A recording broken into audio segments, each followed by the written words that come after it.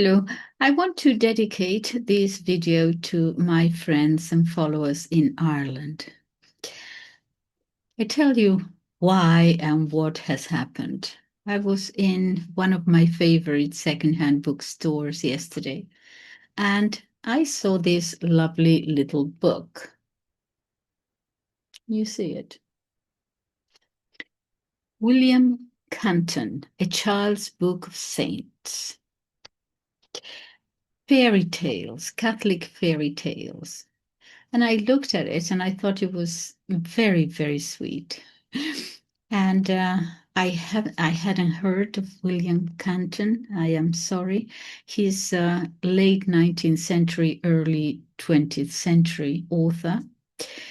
I looked him up afterwards, and he was a Catholic. Yes, he went to seminary in France. He left. He did not become a priest. He married, and I don't know how many children he had, but I know that he had a daughter who died young, and he was broken. Took a long time, if ever, to recover. And looking more into his, well, he became he was a poet, he was a journalist, a writer. He had several appointments, official appointments too. It was very obvious that he was a Catholic author.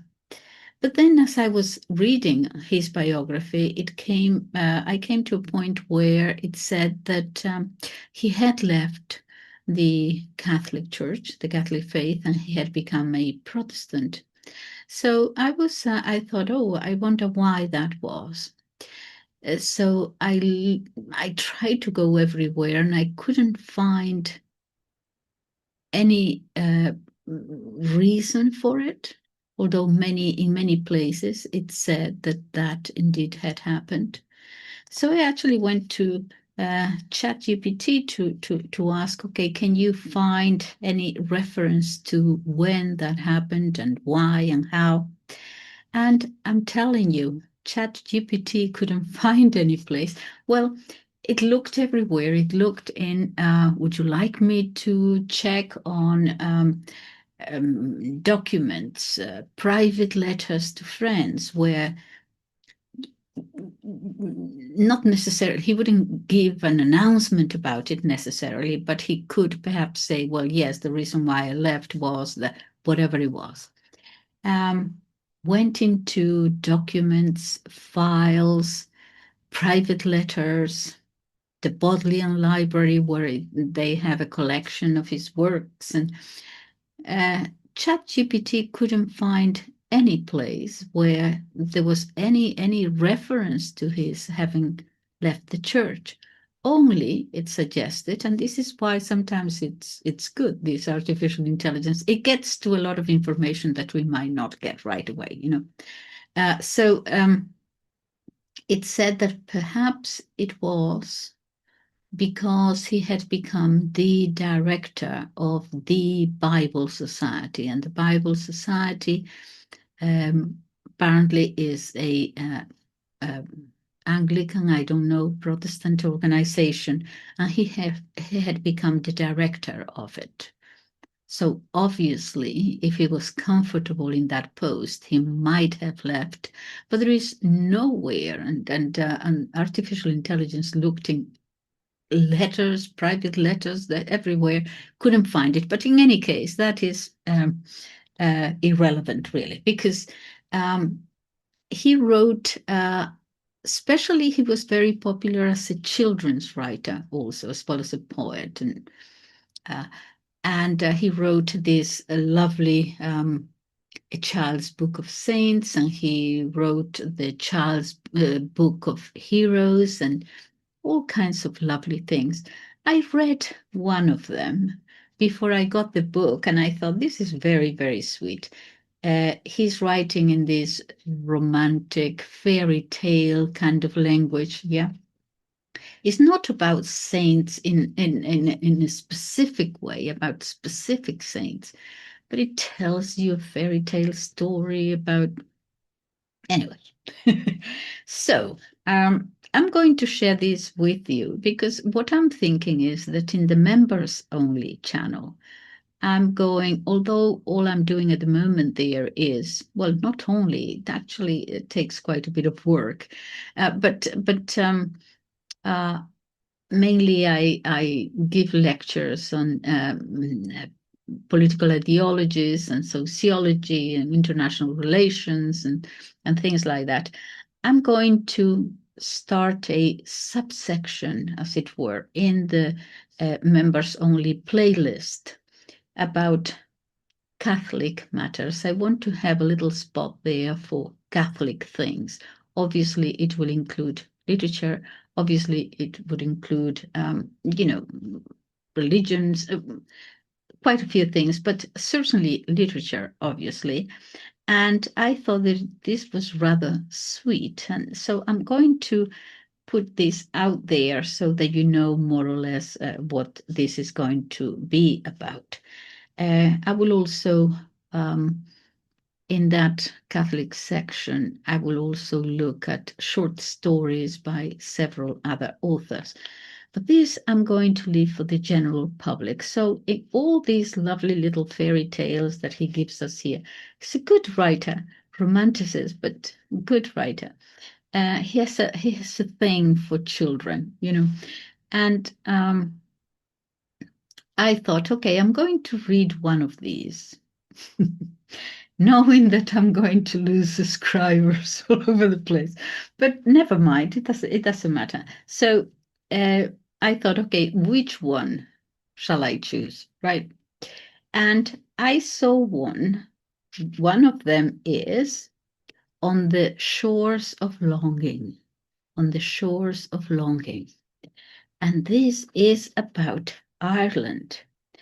He calls it, what is it? Erinn. And that sounded like Ireland to me, but I wanted to make sure, and yeah, sure, it is about Ireland. So I'm going to read you a little fairy tale, Catholic fairy tale about Ireland on the shores of longing. Okay, and perhaps if you go for a walk or you have to do the dishes or whatever, you you can listen to it. It's very, very sweet. Okay, I just want to introduce the author to you. Okay, so let us start. On the shores of longing. It was in the old forgotten days when all the western coast of Spain was sprinkled with lonely hermitage among the rocks, and with holy houses and towers of prayer.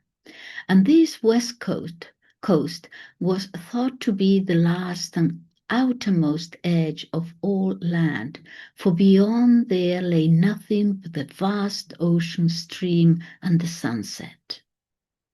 There, in the west of the world, on the brink of the sea and the lights of the day that is done, lived the men of God, looking forever towards the east for the coming of the Lord.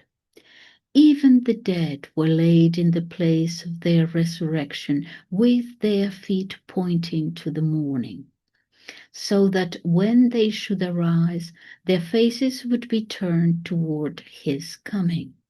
Thus it came to pass that the keen white wind out of the east was named the wind of the dead men's feet. Now, in one of these holy houses lived the monk Bresal of the Songs, who had followed Sedulius the bishop into Spain. Bresal had been sent thither to teach the brethren the music of the choirs of the Isle of Gael, and to train the novices in chant and psalmody. For all the singers the sweetest was he, and he could play on every instrument of wind and string, and was skilled in all the modes of minstrelsy. Thereto he knew by heart numberless hymns and songs and poems, and God had given him the gift to make songs and hymns and beautiful airs for the singing of them. And for these things, so sweet and gentle was the nature of the man, he was greatly beloved whithersoever he fared. A happy and holy life had he lived, but now he was growing old. And as he looked from the convent on the cliffs far over the western waters, he thought daily more and more of Erinn, and a great longing grew upon him to see once more that green isle in which he had been born. And when he saw, far below, the ships of the seafarers dragging slowly away into the north in the breezy sunshine or in the blue twilight, his eyes became dim with the thought that perchance these wind-reddened mariners might be steering for the shores of his longing. The prior of the convent noticed his sadness and questioned him of the cause. And when Bressel told him, "Why should you go?" he asked, "Do you not love us any longer?" "Dearly do I love you, father," replied Bressel, "and dearly this house, and every rock and tree and flower. But no son of the Isle of Gael forgets the little mother lap of earth whereon he was nursed, or the smell of the burning peat, or the song of the robin, or the drone of the big mottled wild bee, or the cry of the wild geese when the winter is nigh. Even Columba, the holy, pined for the lack of these things. This is what he says in one of the songs which he has left us. There is an eye of grey, looks back to Erinn far away. Big tears wet that eye of grey, seeking Erinn far away. And you see there is a little picture here, a drawing.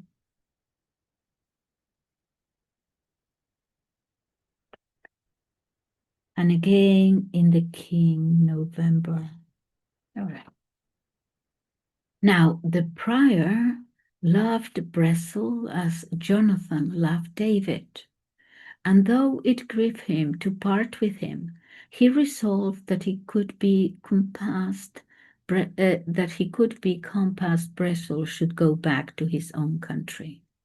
But you must never forget us, and when you are happy, far away from us, you must think of us and give us your heart in prayer. "Never shall I forget you, father," the singer replied. "Indeed, it will not be a strange thing if I shall long for you then, even as I am longing for my home now. For in truth, next to my home, most do I love the brethren of this house, and the very house itself, and the hills, and the sea, and the dying lights of the evening. But I know that it will not be permitted me ever to return. The place of my birth will be the place of my resurrection." The prior smiled and laid his hands gently on the monk's shoulder. "Oh, Bressel, if it be within my power, you shall have your will." So he sent messages to Sedulius the bishop, and Sedulius, who also had the Irish heart with its tears of longing, consented.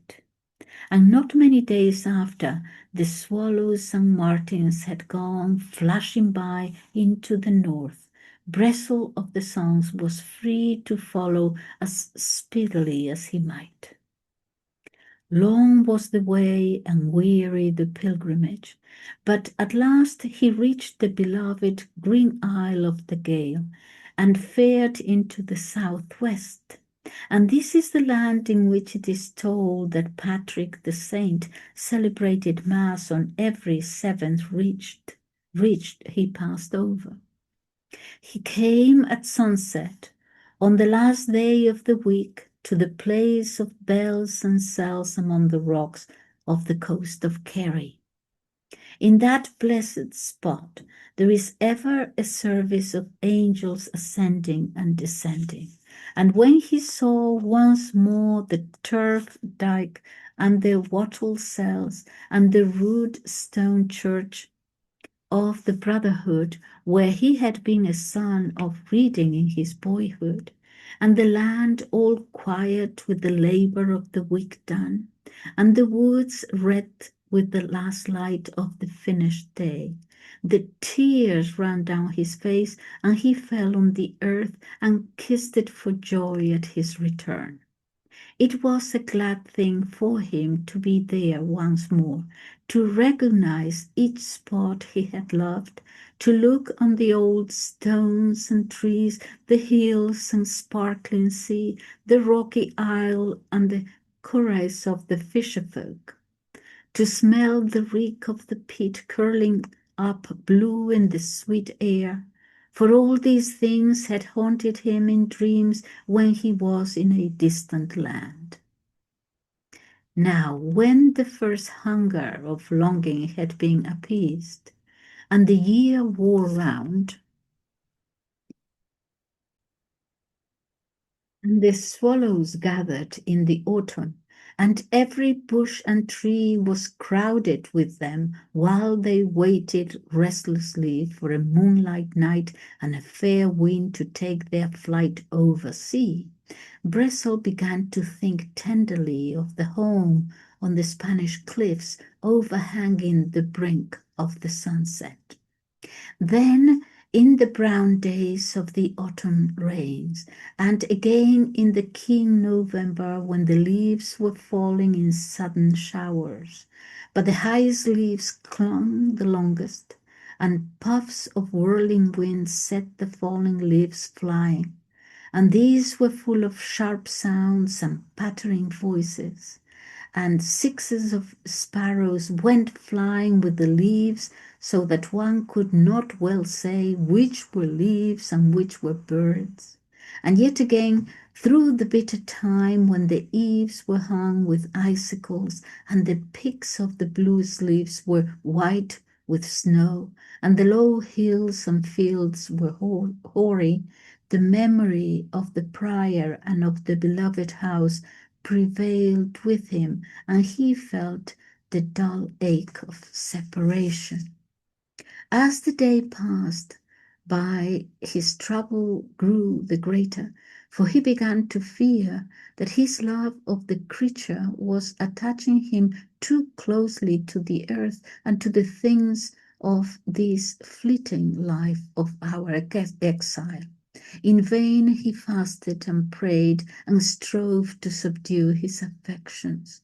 The human heart within him would not suffer him to rest.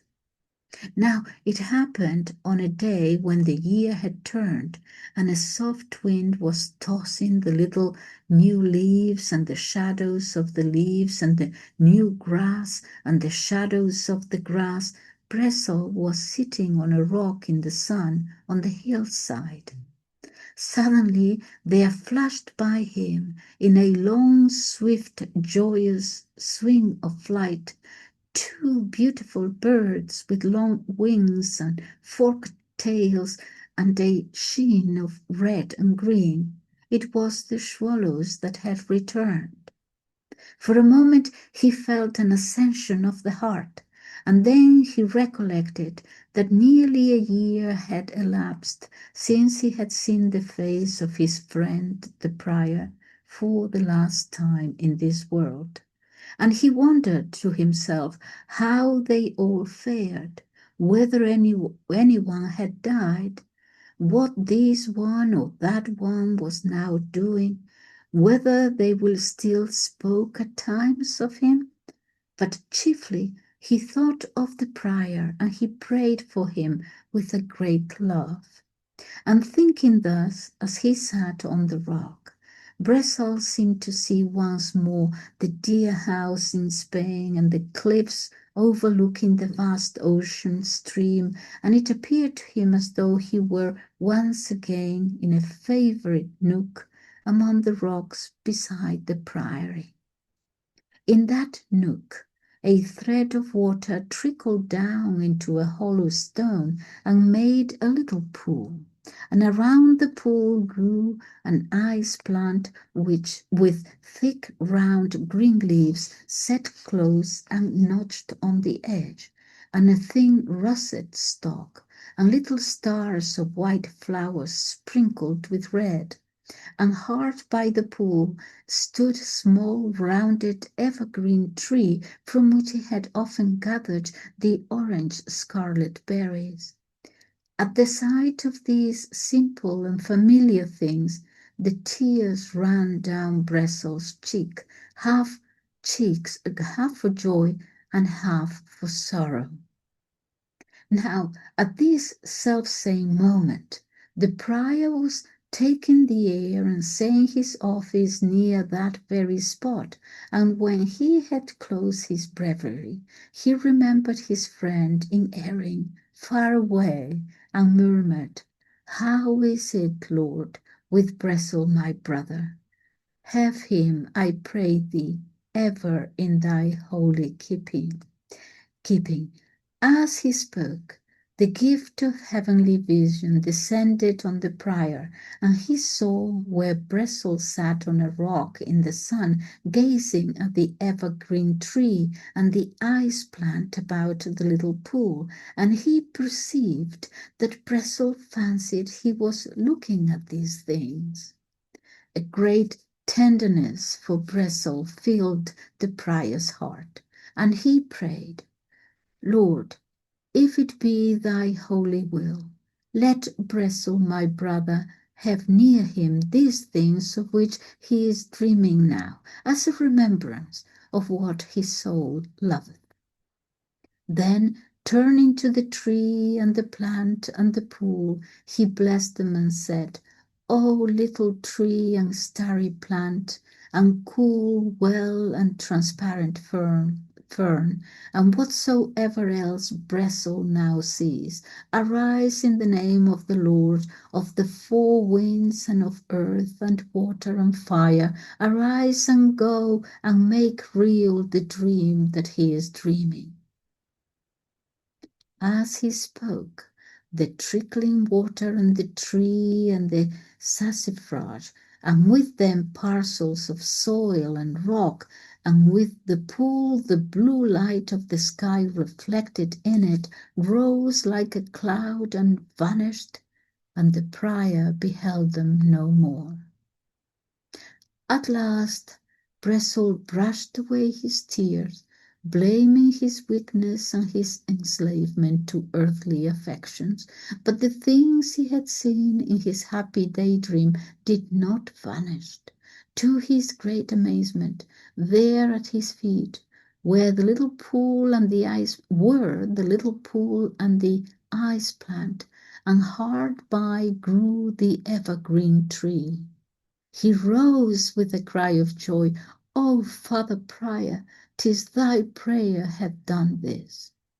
And care was lifted from him, for now he knew that in his human love he had in no wise sinned against the love of God, but contrariwise the love of his friend had drawn him closer to the love of his Maker.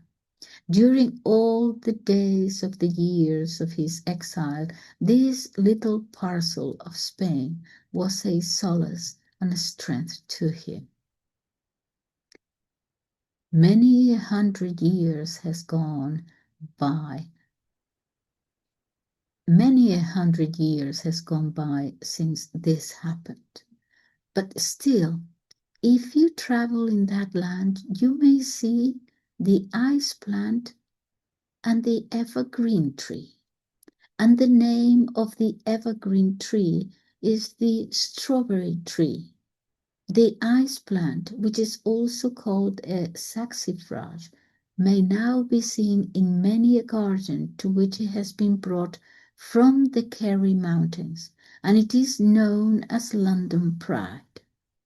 Botanists who do not know the story of Bressel of the Songs have been puzzled to explain how Spanish tree and a Spanish flower happened to grow in one little nook of Erinn. That's the end of the story. So sweet. I hope you enjoyed it. Thank you. Bye bye.